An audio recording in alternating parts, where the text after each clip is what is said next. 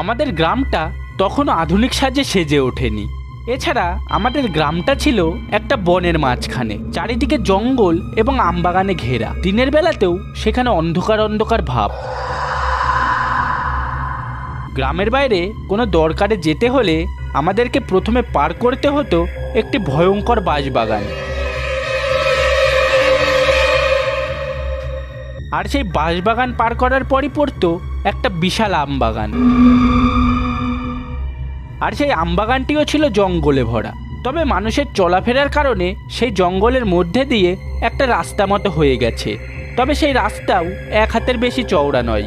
এর মধ্যে দিয়ে 2 কিলোমিটার হাঁটলেই পাওয়া যেত পাশের একটি গ্রাম। আর সেদিন আমি সেখানেই পড়তে যাচ্ছিলাম। ওই দিন ছিল শনিবার এবং বিকেল প্রায় 5টা বাজে। আকাশটা মেঘে ঢেকে থাকার কারণে বাগানের ভেতরে একটু অন্ধকার অন্ধকার ভাব ছিল। আমি যখন আমবাগানের মাঝামাঝি এসে পৌঁছলাম তখন হঠাৎ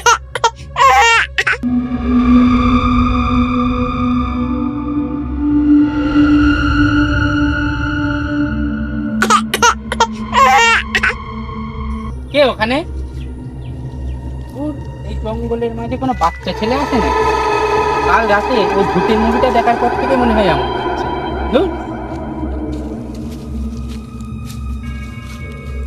এরপর আবারও আমি হাঁটতে লাগলাম। হঠাৎ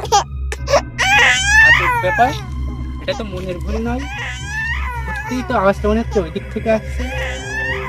একবার গিয়ে দেখি তো ব্যাপারটা।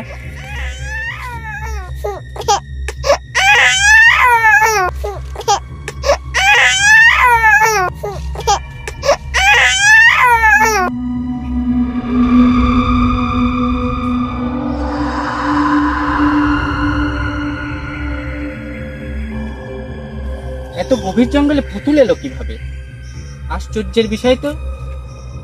হয়তো কোনো কুকুরে টেনে এনেছে। কিন্তু এই কান্নার আওয়াজটা, ধুর, মনের ভুল হয়তো। কাল থেকে আর ওই ভূতের মুভি দেখবো না। যাই, পড়তে যাই, নাহলে দেরি হয়ে যাবে।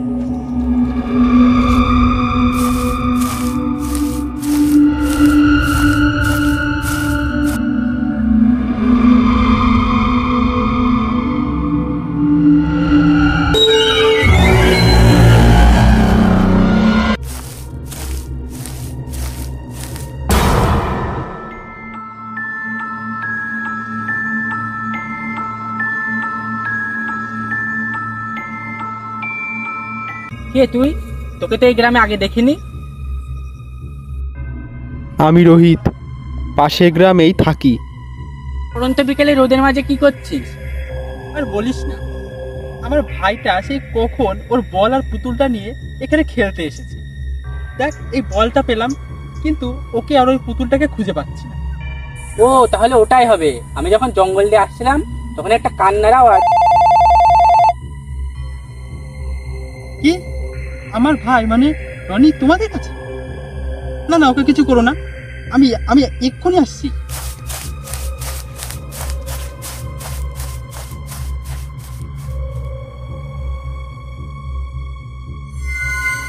আজব ব্যাপার তো, ছেলেটা পুরো কথা না শুনে চলে গেল।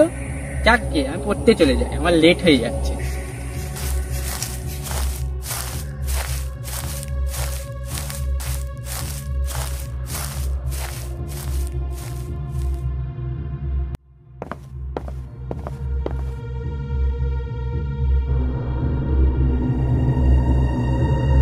এরপর আমার বন্ধুদের সেই কোচিং সেন্টারে ঢোকার কিছুক্ষণের মধ্যেই আমিও সেখানে পৌঁছে গেলাম।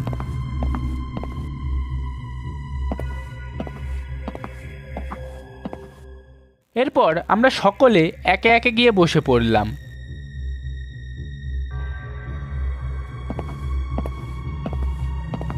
কিছুক্ষণের মধ্যেই স্যার এসেই আমাদেরকে আজ কোন টপিক পড়াবেন তা বলেই নিজের মার্কার বার করে সেই টপিক নিয়ে আলোচনা শুরু করে দিলেন, যা আমরা মন দিয়ে শুনছিলাম।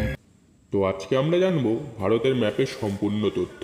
তো প্রথমেই আমরা উত্তর দিকের রাজ্যগুলি সম্পর্কে জেনে নেব, যেখানে দেখা যাবে একদম উত্তরে রয়েছে জম্মু কাশ্মীর।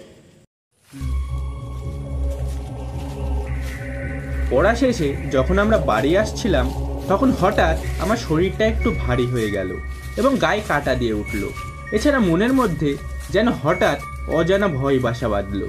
এজন্য একা একা আর বাড়ি আসতে মন চাইছিল না। তাই রাজেশ যখন তার বাড়ির দিকে চলে যাচ্ছিল তখন রাজেশ, শোন।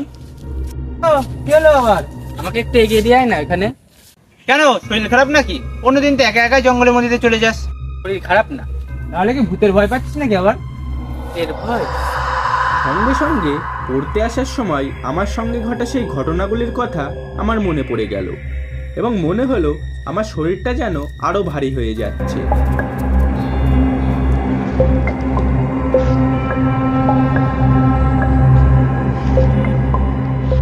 এরপর আমার সঙ্গে ঘটে যাওয়া সেই অদ্ভুত ঘটনাগুলির কথা রায়েশের কাছে বলতে লাগলাম।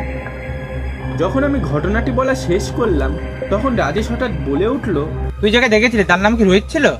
কিন্তু তুই জানলি কিভাবে? আমি তো তোর নাম বলিনি। তুই যাকে দেখেছিল মানুষ নয়, ও ভূত। ভাগ্য ভালো তোর কিছু করিনি। সর্বনাশ করেছে, কিন্তু মারা গেল কিভাবে? শোন তাহলে, আজ থেকে প্রায় 2 বছর আগে রোহিতের ভাই খেলতে খেলতে জঙ্গলের মধ্যে চলে যায়।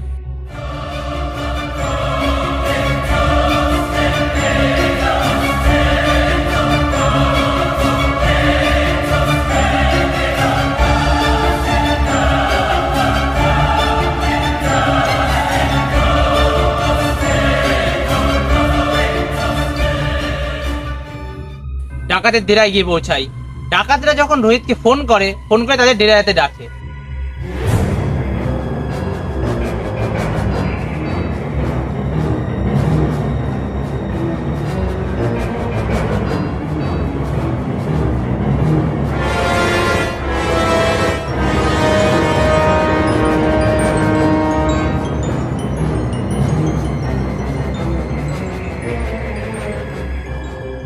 রোহিত সঙ্গে সঙ্গে তাদের ডেরায় যায়। ডাকাত কি করলো, তার ভাইকে না দিয়ে বরং তাদের দুইজনকেই হত্যা করে তাদের কিডনি এবং দেহের বিভিন্ন অঙ্গ প্রত্যঙ্গ বিক্রি করে দিল। যার ফলে তারা ভূত হয়ে জঙ্গলের মধ্যেই মাঝে সাঝে বিভিন্ন লোকের সামনে ধরা দেয়। তোর ভাগ্য ভালো তুই বেঁচে গেছিস। কি কাণ্ড! ভাগ্যিস আমি ওর সাথে জঙ্গলের ভেতরে যাইনি, নাহলে তো আজই আমার শেষ দিন ছিল। আজ আর আমি বাড়ি যাচ্ছি না, আমি তোদের বাড়ি থাকবো। চল তাহলে, সন্ধ্যা হয়ে যাচ্ছে। এইসব ঘটনা শোনার পর আমার আর সাহস হলো না সেদিন একা একা বাড়িতে যাওয়ার। এজন্য সন্ধ্যাবেলা করে সেদিন আমি বাড়িতে না গিয়ে চলে গেলাম রাজেশদের বাড়িতে এবং মনে মনে ঠিক করে নিলাম আর কোনোদিনই এই জঙ্গলের পথ দিয়ে চলাফেরা করব না।